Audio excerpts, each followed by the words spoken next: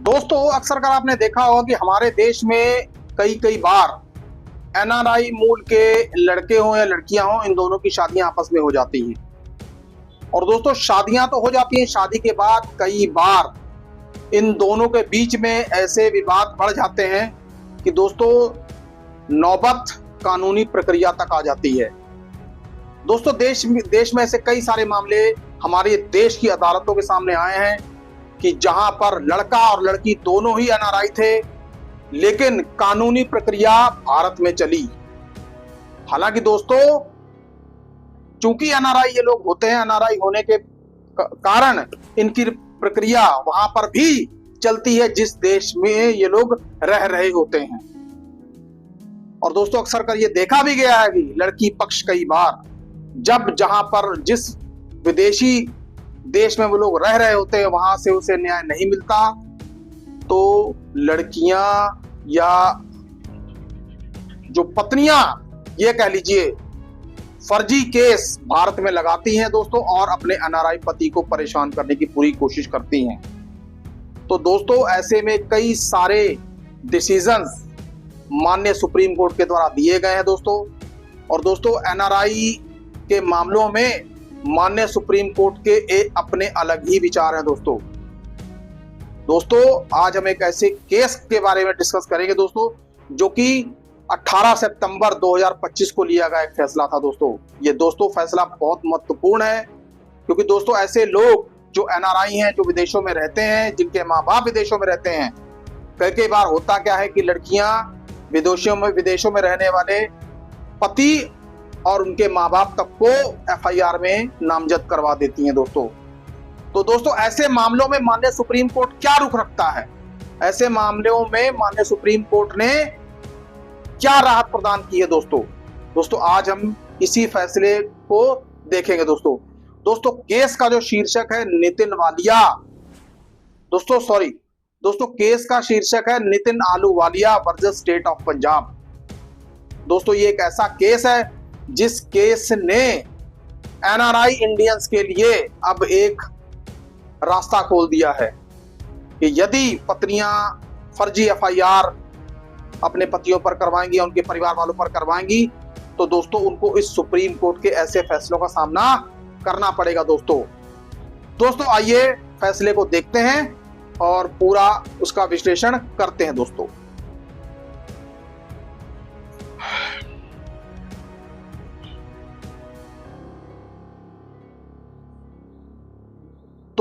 आज हम जिस केस की बात कर रहे हैं दोस्तों, उस केस का नाम है Nitin Ahluwalia versus state of Punjab. दोस्तों इस केस का फैसला 18 सितंबर 2025 को हुआ दोस्तों, और बेंच थी न्यायमूर्ति संजय करोल व न्यायमूर्ति प्रशांत कुमार मिश्रा। और दोस्तों केस का जो नंबर है वो है 225 INSC 1128। अब दोस्तों सबसे पहले केस के फैक्ट्स को जानने की कोशिश करते हैं कि एक्चुअल में हुआ क्या था। दोस्तों इस केस में जो अपील करता है नितिन आलूवालिया, थे वो भारतीय नागरिक, लेकिन वह मूलतः वो ऑस्ट्रेलिया के रहने वाले थे। वहीं दूसरी ओर शिकायतकर्ता प्रतिवादी यानी कि नितिन आलूवालिया की वाइफ, जिसको हम कंप्लेनेंट भी कह सकते हैं, टीना खन्ना आलूवालिया, वो ऑस्ट्रिया की नागरिक थी दोस्तों। ऑस्ट्रिया कंट्री है, ये वहां की नागरिक थी। अब दोस्तों 2010 में इनका विवाह हुआ और बेटे या बेटी का जन्म 2012 में हुआ।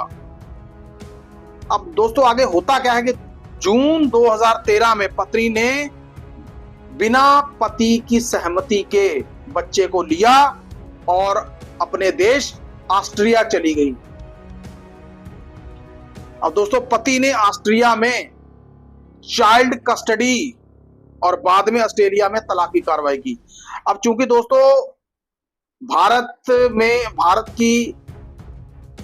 की केसेस की जो सुनवाई होती है कई बार जो विदेशों में होती है, वो हेग कन्वेंशन से संबंधित है दोस्तों हेग कन्वेंशन एक ऐसा समझौता है दोस्तों जिसके अंदर भारत भी आता है दोस्तों, जहां पर एनआरआई हो या नॉन रेजिडेंट किसी और कंट्रीज के भी हो लोग, उनके केसों का निपटारा किया जा सकता है दोस्तों यहाँ पर। अब दोस्तों तलाक कैसे हुआ? तलाक अप्रैल 2016 में ऑस्ट्रेलिया की अदालत के द्वारा दिया गया। चूंकि तलाक की अर्जी नितिन अहलूवालिया ने ऑस्ट्रेलिया में लगाई थी, तो ऑस्ट्रेलिया में सर्टेन ग्राउंड्स पर नितिन अहलूवालिया को तलाक दे दिया गया दोस्तों। अब दोस्तों यहां से मामला इंटरेस्टिंग हो जाता है। पत्नी ने भारत में 7 दिसंबर 2016 को पंजाब के साहिबजादा अजीत सिंह नगर के पुलिस स्टेशन वुमेन सेल में शिकायत दर्ज करवा दी 498A IPC के तहत। अब दोस्तों आरोप ये कि पत्नी ने विवाह काल से लेकर मई 2016 तक क्रूरता की। अब दोस्तों अब देखने वाली बात है कि ये मामला मीडिया में भी खूब उछला था और मीडिया में भी इसकी खूब चर्चा की गई दोस्तों। अब यहां से नितिन अहलूवालिया ने क्या किया? दोस्तों नितिन अहलूवालिया ने FIR को क्वैश करने के लिए माननीय Punjab and Haryana high court में याचिका लगाई 482 के तहत, CRPC के तहत। लेकिन दोस्तों माननीय उच्च न्यायालय ने याचिका ये कहते हुए खारिज कर दी कि मामला अभी प्रिलिमिनरी स्टेज पर है, इसलिए FIR को खारिज करना सही नहीं होगा। यानी कि अभी मामला पूरी तरीके से प्री मैच्योर है। अब दोस्तों फिर उसके बाद केस चला गया माननीय सुप्रीम कोर्ट के पास। माननीय सुप्रीम कोर्ट में पंजाब और हरियाणा हाई कोर्ट के फैसले के विरुद्ध अपील की गई दोस्तों। अब दोस्तों रिजल्टेंटली हुआ क्या, परिणाम स्वरूप हुआ क्या? माननीय सुप्रीम कोर्ट ने FIR को क्वैश कर दिया। अब दोस्तों FIR को जो क्वैश किया है उसके पीछे कारण क्या थे दोस्तों? अब ये कारण हम आपको बताएंगे। मुख्य तर्क यानी कि मेन आर्गुमेंट्स जो थे, रिटेलिएटरी मोटिव। सबसे पहले सुप्रीम कोर्ट ने माना कि रिटेलिएटरी मोटिव और काउंटर ब्लास्ट, इसमें ये अदालत ने देखा कि FIR उस समय दर्ज हुई जब पति को तलाक दे दिया गया था। यानी कि FIR पति को तलाक देने के बाद दर्ज की गई। और दोस्तों ऑस्ट्रिया और ऑस्ट्रेलिया दोनों देशों में जब उनकी पक्ष में आदेश हो चुके थे, यानी कि ऑस्ट्रेलिया हो या ऑस्ट्रिया, जब दोनों देशों में अदालती कार्रवाइयां जब चली तो नितिन अहलूवालिया के पक्ष में आदेश हो चुके थे। और दोस्तों ये जो FIR है ये सिर्फ एक, ये कह लीजिए कि उन देशों में तो उनको न्याय नहीं मिला जैसा कि कंप्लेनेंट ने सोचा, तो क्यों ना भारत में आकर इनके खिलाफ एक FIR दर्ज करवा दी जाए दोस्तों। और दोस्तों माननीय सुप्रीम कोर्ट ने इस बात को सबके सामने एक्सपोज कर दिया दोस्तों। एक्सपोज का मतलब ये था, उजागर कर दिया कि ये जो FIR थी ये एक तरीके से, पूरी तरीके से रिटेलिएटरी मोटिव के लिए की गई थी। यानी कि उद्देश्य जो था सही नहीं था, न्याय पाना नहीं था, सिर्फ एक बदले की भावना थी दोस्तों। अब दोस्तों दूसरा पॉइंट था विवाद समाप्त होने व अलगाव की अवधि। दोस्तों माननीय सुप्रीम कोर्ट ने यह भी देखा कि डिवोर्स कब हुआ और दोस्तों और अलगाव की अवधि क्या थी। पत्नी द्वारा, पहली बात, पत्नी द्वारा बिना पति को सूचना दिए बच्चे को लेकर ऑस्ट्रेलिया चले जाना, ये घटना 2013 में हुई। और जबकि FIR कब हुई थी जाकर? 7 दिसंबर 2016।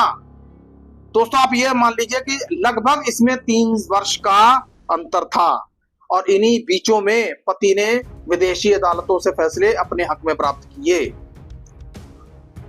दोस्तों नंबर 3, FIR में किसी भी तरीके की क्रूएल्टी शिकायतकर्ता साबित नहीं कर पाई। गंभीर चोट, आत्महत्या करने की प्रवृत्ति, मांगे इत्यादि इत्यादि, ऐसा कुछ भी 498 की FIR में नहीं साबित हुआ। प्रोसेस ऑफ लॉ का दुरुपयोग। दोस्तों भारत में 498 का जो कानून बना था उसके बाद ऐसे कानून की जरूरत इसलिए पड़ी थी ताकि दहेज के द्वारा प्रताड़ित की गई लड़कियों के साथ न्याय हो सके। लेकिन दोस्तों इस केस में 498 के प्रोविजन को पूरी तरीके से दुरुपयोग करने की कोशिश की गई। या यूं कह लीजिए कि कोर्ट को गुमराह करने की कोशिश की गई। लेकिन दोस्तों सुप्रीम कोर्ट तो सुप्रीम कोर्ट है, सुप्रीम कोर्ट को कोई कैसे गुमराह कर सकता है दोस्तों सुप्रीम कोर्ट ने कहा एफआईआर प्रशासनिक न्याय प्रक्रिया का दुरुपयोग कर सकती है। दोस्तों अगर वो व्यक्ति बदले, प्रतिशोध या डराने की कोशिश में की गई हो। दोस्तों एफआईआर कहने का मतलब यह कि एफआईआर एक ऐसा टूल है कि जो किसी दूसरे व्यक्ति के खिलाफ एक डराने के लिए इस्तेमाल किया जा सकता है। अब दोस्तों इसमें माननीय सुप्रीम कोर्ट ने स्टेट ऑफ भजन लाल का भी हवाला दिया, जिसमें यह कहा गया कि जब एफआईआर गलत उद्देश्य से की गई हो तो उसको खारिज कर देना जरूरी हो जाता है। दोस्तों अब दोस्तों निचला न्यायालय हाई कोर्ट के लिए गुंजाइश। सुप्रीम कोर्ट ने कहा कि हाई कोर्ट्स को सेक्शन 482 सीआरपीसी के तहत क्वाशिंग की याचिकाएं जांचते समय सिर्फ एफआईआर की पंक्तियां नहीं देखनी चाहिए, बल्कि एफआईआर दायर होने के समय पृष्ठभूमि, संबंधित विदेशी मामले, अलगाव की अवधि, इन सभी चीजों पर गौर करना चाहिए। दोस्तों शायद माननीय हाई कोर्ट ने ऐसा नहीं किया, जो कि माननीय सुप्रीम कोर्ट ने तभी ये टिप्पणी की। दोस्तों अब दोस्तों परिणाम यह हुआ कि FIR number 65 2016 under section 498A IPC police station women को खारिज कर दिया गया। दोस्तों और Punjab and Haryana high court के उस निर्णय को भी पलट दिया गया जिसमें क्वाशिंग की याचिका को खारिज किया गया था।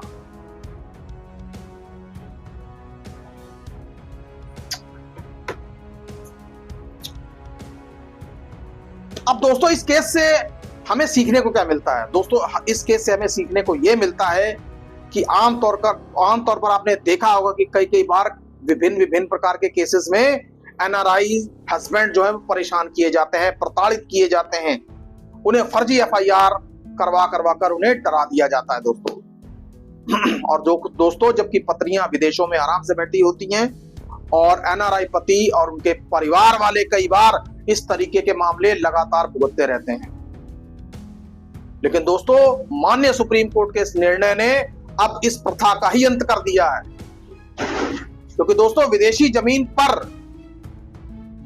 जब मामले के फैसले अपने हक में नहीं हुए तो कंप्लेनेंट ने इसमें क्या किया? भारत के कानून का दुरुपयोग करने की कोशिश की, जो कि दोस्तों माननीय सुप्रीम कोर्ट ने इस दुरुपयोग को नहीं होने दिया। दोस्तों सबसे बड़ी बात तो यह है कि अब एनआरआई के लिए अब एक ऐसा रास्ता खुल गया है, यह जजमेंट अब उनके लिए एक नजीर का काम करेगा। यदि इस तरीके की कोई एफआईआर उनके सामने यदि आ जाती है, उनके खिलाफ हो जाती है, तो दोस्तों ये फैसला अब उनके लिए एक पूरी तरीके से ये कह लीजिए संजीवनी का काम करेगा। दोस्तों और दोस्तों उनके लिए ही नहीं, ऐसे लोग जो इस तरीके की एफआईआर का सामना कर रहे हैं, और दोस्तों कानून के विद्यार्थी, उनके लिए तो बहुत ही महत्वपूर्ण है, क्योंकि आगे जाकर उन सबको ऐसी ही चीजों का सामना करना पड़ सकता है, ऐसे ही केसेस का सामना करना पड़ सकता है। दोस्तों ऐसे ही केस उनको लड़ने पड़ते भी हैं।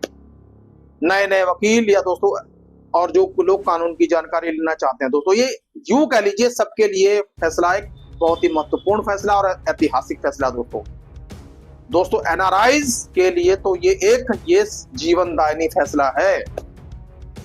दोस्तों आज का ये video Nitin Ahluwalia versus state of Punjab के मामले के ऊपर था। दोस्तों आपको ये वीडियो कैसा लगा कृपया कमेंट बॉक्स में कमेंट करके हमें जरूर बताएं। दोस्तों सुखी रहिए, स्वस्थ रहिए, जय हिंद, जय भारत।